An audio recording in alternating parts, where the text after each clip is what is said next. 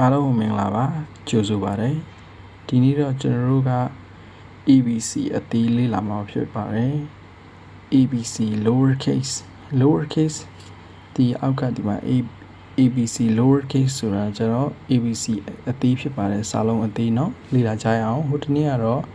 ABC capital letter ကိုလေ့လာပြီးသွားပြီဖြစ်ပါတယ်ဒီနေ့ကတော့စာလုံးအသေးလေ့လာသွားမှာဖြစ်ပါတယ် A B C D E F G H I J K L M N O P Q R S T U V W X Y Z သူ့ Z လို့မပြောဘူးเนาะသူ့ Z လို့ပြောပါတယ်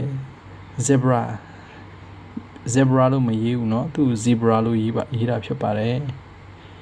ပြီးရင်သူ့ကြတော့ W မဟုတ်ဘူးเนาะ W လို့ပြောပါတယ်သူ W ဆိုမှတယ်เนาะ W လို့ပြောရမယ်ပြီးရင်သူတော့ Q လို့မပြောဘူးเนาะသူတော့ Q လို့ပြောပါတယ် Q queen ဘယင်မကိုရေးတဲ့အချိန် Q နဲ့ရေးလိုက်ပြီဆိုရင် queen လို့ဖြစ်သွားမယ်ဒါပေမဲ့ Q လို့ပြောလိုက်ပြီဆိုရင် twin လို့ဖြစ်သွားမယ် twin ဆိုရင်မားတယ်เนาะ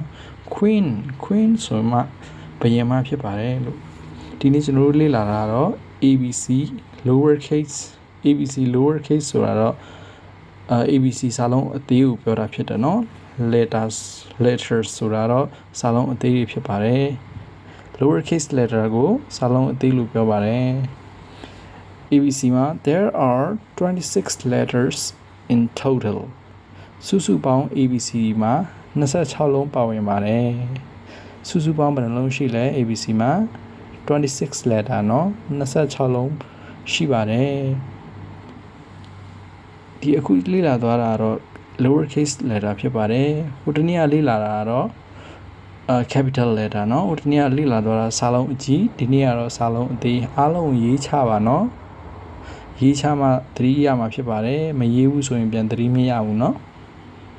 ပြင်ကျွန်တော်ရဲ့ channel ကိုလည်း subscribe လုပ်ထားပါနောက်ထပ်ဗီဒီယိုတွေအများကြီးလာအောင်မှာဖြစ်လို့ခေါင်းလောင်းတောင်ကိုဖွင့်ထားပါเนาะဗီဒီယိုတွေဆက်တိုက်လာတော့မှာဖြစ်ပါတယ်လို့လေ့လာလို့ရအောင်အခုတရားကျွန်တော်တင်ပေးတာကလုံးဝဘာမှမသိတဲ့သူတွေလေ့လာလို့ရအောင်တင်တာဖြစ်ပါတယ်လို့ဘာမှ ABC အင်္ဂလိပ်စကားတစ်လုံးမှနားမလည်သေးတဲ့လူလည်းလေ့လာသွားမှာဖြစ်ပါတယ်အားလုံးကိုကြိုဆိုတယ်เนาะလေ့လာသွားပါဗီဒီယိုတစ်ပုတ်ပြီးတစ်ပုတ်ကြည့်သွားပါဒါမှအုံနောက်ထဲဝင်ပြီးတော့ကိုက